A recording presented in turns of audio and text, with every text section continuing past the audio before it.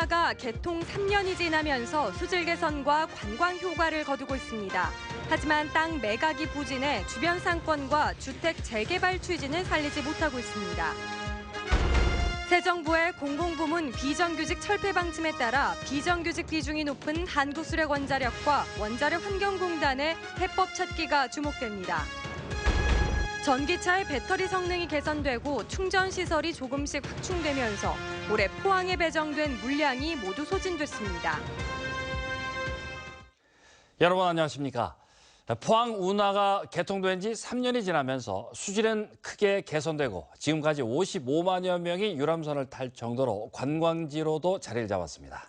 하지만 운하 주변 땅 매각이 부진하고 대단지 주택 재개발 사업은 사실상 무산됐습니다. 보도에 김철승 기자입니다. 포항 운하가 개통된 뒤 가장 큰 변화는 수질 개선입니다. 악취 풍기던 곳에 물고기가 올라오고 수달이 목격되기도 했습니다. 해양수산부는 운하 바닥에 쌓인 퇴적물 5만 2천 세제곱미터를 오는 2019년까지 준설하기로 했습니다. 포항시도 운하로 유입되는 두 군데 복개 하천 퇴적물을 연차적으로 걷어냅니다. 수질 개선을 위해서 올 6월부터 칠성천을 준설하고 점차적으로 양천까지 지속해 나가겠습니다. 하루 6척의 유람선이 다니면서 관광 명소로도 자리를 잡았습니다. 연간 16만에서 19만여 명이 찾아 지금까지 누적 이용객이 55만여 명에 이르고 있습니다. 하루 평일에 3,400여 명, 주말에 1,200여 명이 유람선을 탑니다. 하지만 주변 개발은 미흡합니다. 운하 주변 상업용지 28필지 3만 3천여 제곱미터 가운데 3년간 팔린 땅은 3필지 1,000여 제곱미터 뿐입니다. 지난 2015년 주차장 기준을 완화하고 건축을 쉽게 하도록 했으나 먹히지 않고 있습니다. 한국토지주택공사는 난개발을 막기 위해 7개 큰 블럭 단위로 매각을 추진했으나 부진하자 필지별로 분양하기로 정책을 전환하기로 했습니다. 개별 매각도 가능하도록 그렇게 이제 6월 중에 가격도 재검토해서 새롭게 다시 분양을 시행할 예정입니다. 운하 주변 49만 제곱미터를 대단지로 재개발하려고 지난 2009년부터 재정비 촉진지구로 묶어둔 포항시는 사업자가 없어 이를 해제하고 개별 개발이 가능하도록 했습니다. 포항 운하가 막힌 물길을 뚫어 수질을 개선하고 관광 자원화하는 데는 성공했지만은 낙후된 주변 상권과 주택 재개발을 촉진하겠다는 취지는 아직 살리지 못하고 있습니다. MBC 뉴스 김철승입니다. 문재인 대통령의 공공부문 비정규직 제로시대 선언의 파장이 커지고 있습니다. 특히 직원 3명 가운데 1명이 비정규직을 차지하고 있는 한수원 등 비정규직 비중이 높은 공기관의 행보가 주목됩니다. 장비풍 기자가 보도합니다. 경주에 본사를 두고 있는 한수원의 임직원 2만 명 가운데 7,300여 명은 비정규직입니다. 직원 3명 가운데 1명이 비정규직인데 국내 공기업 평균보다도 많습니다. 한수원이 직접 고용한 비정규직은 육아휴직자 대체인력, 통역과 축구단 사업 종사자 등 250여 명에 불과합니다. 하지만 원전 경비와 정비, 시설 관리를 맡고 있는 직원들을 합치면 실제 비정규직 수는 7,300여 명으로 급격히 증가합니다. 이들은 외주업체를 통해 파견이나 용역 등의 형태로 고용된 비정규직으로 직접 고용된 비정규직보다 임금 등 근로 조건이 더 열악합니다. 원청 직원들하고 동일하게 근무함에도 불구하고 임금은 반도 못 미치는 임금을 받고 있습니다. 쪼개기 계약을 하다 보니 원청에서 10개월 계약을 하든 1년을 계약을 하든 하게 되면 저희들은 따라갈 수밖에 없고. 이와 같은 현상은 중저준위 방패장을 운영하고 있는 원자력환경공단에서도 비슷하게 나타납니다. 정부 공시에 따르면 원자력환경공단의 직접 고용 비정규직은 육아휴직 대체인력 단 6명인 반면 간접 고용 비정규직은 140명으로 23배나 됩니다. 방패장 시설 정비와 경비직이 50여 명으로 가장 많았고 청소 15%, 방사선 관련 13% 순이었습니다. 인건비 절감, 외주화 등 경영 효율화를 앞세운 지난 정부의 정책이 공기관들의 간접 고용을 부추겼다는 평가가 나옵니다. 직고용하고 있는 비정규직 노동자들에 대한 정규직 전환 대책만 냈을 뿐 저희같이 용역 노동자들, 간접 고용 비정규직 노동자들에 대한 정규직 전환 대책은 저는 내놓지 않았습니다. 최근 정부는 간접 고용 비정규직 비중이 높은 한수원 등 공기업의 정규직화 방안을 놓고 논의 중입니다. 현재까지는 전면 직접 고용과 무기계약직으로 채용하는 방식, 자회사를 설립해 고용하는 세 가지 방안이 유력합니다. 현재 내부적으로 비정규직의 정규직화에 대비해서 실태 분석 및 현황 파악 중이고 향후 제시될 정부 로드맵에 따라서 정규직 전환에 적극 동참하도록 하겠습니다.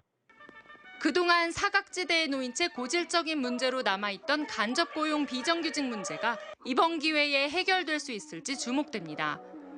MBC 뉴스 장미쁨입니다. 경상북도는 올해 1월 1일 기준으로 산정한 415만 필지의 땅에 대한 개별 공시지가를 내일자로 결정 공시한다고 밝혔습니다. 도내 지가 상승률은 평균 8%로 나타난 가운데 예천군이 18.5%로 가장 많이 올랐고 이어 영덕군과 영천시가 14%였으며 경주시가 3.5%로 가장 낮게 인상됐습니다. 독도의 전체 공시지가 총액은 54억 3천만 원으로 지난해보다 8.5% 상승했습니다. 개별 공시지가는 관할 시군 구청 홈페이지와 읍면동 사무소에서 열람할 수 있고 이 신청은 토지 소재지 시군구청에 6월 29일까지 하면 됩니다. 올해 포항에 배정된 전기차 160여 대가 5월이 다가기도 전에 모두 소진됐습니다. 지난해보다 4배 이상 빠른 속도인데요. 이규설 기자가 전기차 열풍의 원인을 분석해봤습니다. 전기차 인기의 가장 큰 원인은 성능 향상입니다. 가장 많은 소비자가 선택한 현대의 아이오닉 전기차는 배터리 성능 개선으로 1회 충전 주행 거리가 지난해 169km에서 올해 191km로 늘었습니다. 최근 출시한 쉐보레 볼트 전기차는 한 번 충전에 383km를 달릴 수 있습니다.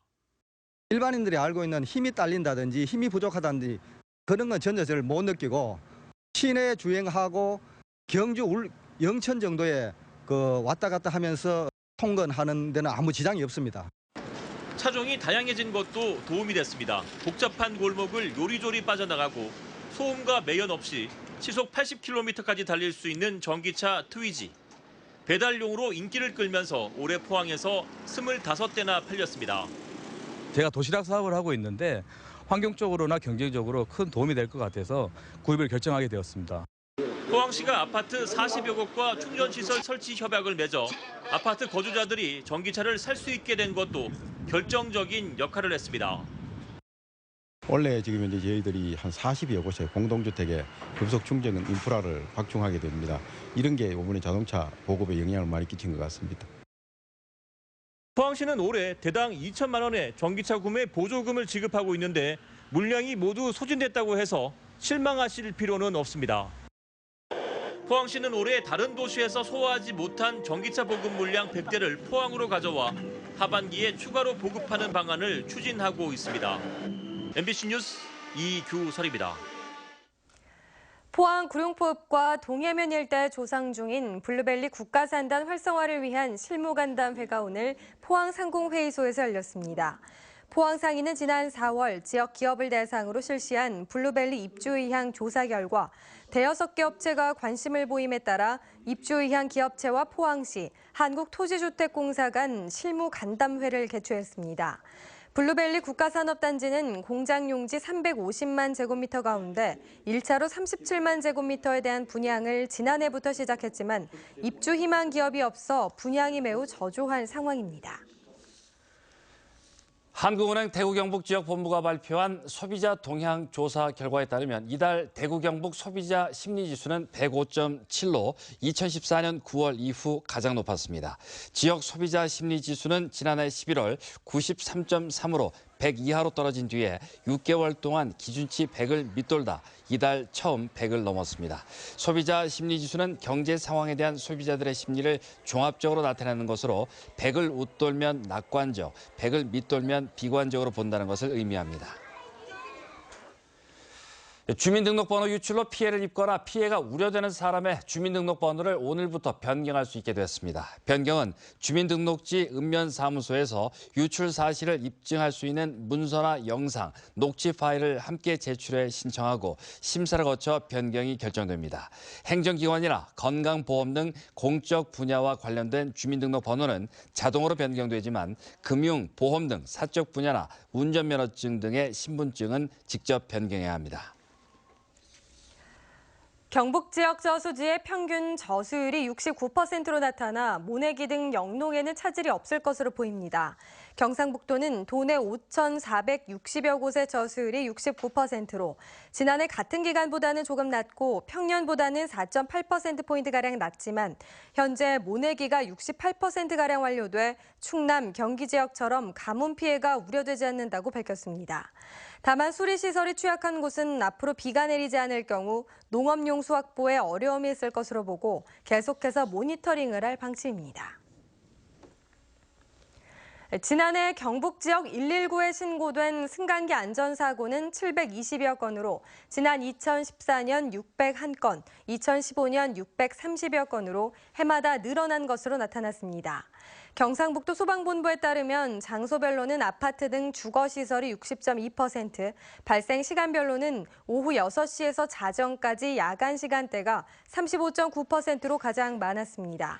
소방본부는 고층 건물과 노후한 승강기가 늘면서 안전사고도 잦아지고 있다며 시설 점검을 더 강화해야 한다고 밝혔습니다.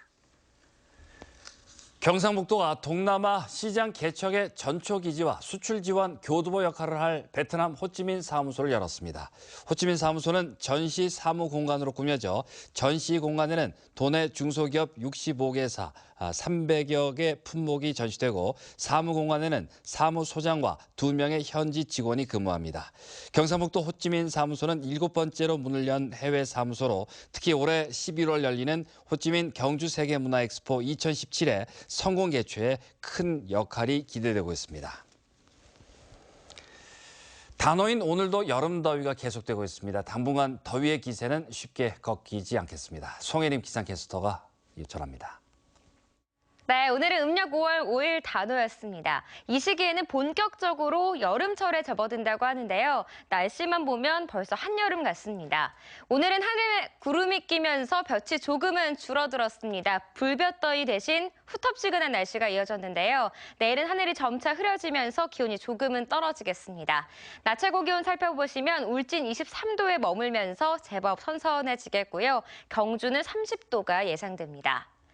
모레 목요일에는 울진과 경주에만 비가 내리겠습니다. 비가 내리는 시간도 짧고 또 비의 양도 적어서 기온을 떨어뜨리기에도 또 가뭄 해갈에도 큰 도움이 되지 못하겠습니다. 자세한 지역별 날씨 알아보겠습니다. 내일도 점차 흐려지겠습니다. 아침에 울진과 영덕 19도, 포항 22도, 경주 18도고요. 낮 최고 기온은 영덕이 27도, 포항 28도를 보이겠습니다. 울릉도와 독도 지역 구름 많이 끼겠습니다. 아침에 울릉도가 20도, 독도 18도, 한낮에는 울릉도 24도, 독도 20도가 예상됩니다. 동해상에 안개가 낀 가운데 동해중부 해상에는 오후에 비가 내리겠습니다. 바다의 물결은 동해중부 해상에서 2m까지 일겠고요. 동해남부 해상에서도 최고 2m까지 일겠습니다. 네, 이번 주말에는 비교적 선선한 날씨가 예상됩니다. 기상정보였습니다. 독감 바이러스 등 수나노미터에 불과한 바이러스를 실험실에서 손쉽게 관찰할 수 있는 광학 현미경을 국내 연구진이 개발했습니다. 포스텍 창의 IT 융합공학과 김철웅 교수와 성균관대학교 김윤석 교수 공동연구팀은 원자간력 현미경의 레이저 시스템을 결합해 바이러스까지 관찰할 수 있는 초고해상도 광학 현미경 개발에 성공했습니다. 광학 현미경은 값이 싸고 관리가 쉽지만 회절 한계 때문에 전자현미경의 영역인 바이러스 관찰이 불가능했는데 이번에 새 기술이 개발되면서 소형 반도체와 신약 개발 등 신소재, 생물학, 화학 분야 연구에도 광학 현미경을 사용할 수 있을 것으로 기대됩니다. 포항 지역 특산물인 과메기의 부가가치를 높이기 위한 고차 가공식품 상품화 사업이 속도를 내고 있습니다. 포항 테크노파크는 오늘 포스코 국제관에서 성과 보고회를 열고 과메기 가공 제품 전시회와 수출 상담회, 기업 맞춤형 마케팅을 추진하고 과메기 제조 공정별로 위생 관련 표준화 기술을 만들겠다고 선언했습니다. 이와 함께 구룡포 과메기 사업 협동조합과 협약을 맺고 비린내 저감 기술과 과메기 지방의 알코올성 간 질환 개선 효과와 관련한 특허 기술을 무상 이전하기로 했습니다. 경상북도시장군수협의회는 오늘 봉화 국립백두대간 수목원에서 민선 6기 제16차 정기회의를 열고 당면 현안 사항을 논의했습니다. 시장군수협의회는 도로변 지자체의 홍보 광고물 표시 완화와 양성화 건의 등 3건의 정부 건의 사항과 시군별 홍보 사항 등 당면 현안에 대해 토의했습니다. 회의 후 참석자들은 친환경 전기버스 트램을 탑승하고 식물 유전 자원을 국가적 차원에서 관리하는 시드볼트를 관람하는 등 수목원을 견학했습니다. 포항 단오절 민속축제가 29개 읍면동 주민들이 참석한 가운데 오늘 해도공원에서 열렸습니다. 참가자들은 읍면동별로 나눠 윷놀이와 그네뛰기, 투호놀이, 한복 맵시 자랑대회 등을 하며 세시 풍습을 즐겼습니다. 또 시민들에게 단오부채를 나눠주고 월월이 청청이 공연되기도 했습니다. 독거노인 등에게 주 5회 무료 급식을 제공하고 있는 포항 사랑실천의 집은 오늘 시내 한 식당에서 지역 소년 소녀 가장에 대한 장학금 전달식을 가졌습니다. 오늘 행사에서는 중고생 7명에게 500만 원의 장학금이 전달됐고 무위탁 노인 350명이 참석한 가운데 경로잔치도 함께 열렸습니다. 한국해양구조협회 경북支부는 오늘 울진문화예술회관에서 울진구조대 발대식을 개최했습니다. 그동안 해경과 협력체제로 경북 연안 442km를 한국해양구조협회 경북支부 내 포항과 경주구조대가 담당했으나 울진구조대 발대로 경북 북부 지역 해양사고 대응에 신속한 민관 협력체계가 구축됐습니다. 포항 스틸러스 선수들이 지난 주말 울릉도를 찾아 유소년 축구단과 친선 축구를 하고 사인회를 갖는 등 4회 공원 활동을 펼쳤습니다. 스틸러스 선수들은 또 우리 땅 독도를 지키고 있는 독도경비대에 위문품을 전달했습니다. 최순호 감독은 선수들의 재능 기부로 청소년들에게 꿈을 심어주고 주민들과 소통할 수 있었다며 앞으로도 자주 방문해 울릉도와 독도가 알려지도록 하겠다고 말했습니다. 네, 이상으로 포항 MBC 뉴스데스크를 마치겠습니다. 네, 시청해주신 여러분 고맙습니다.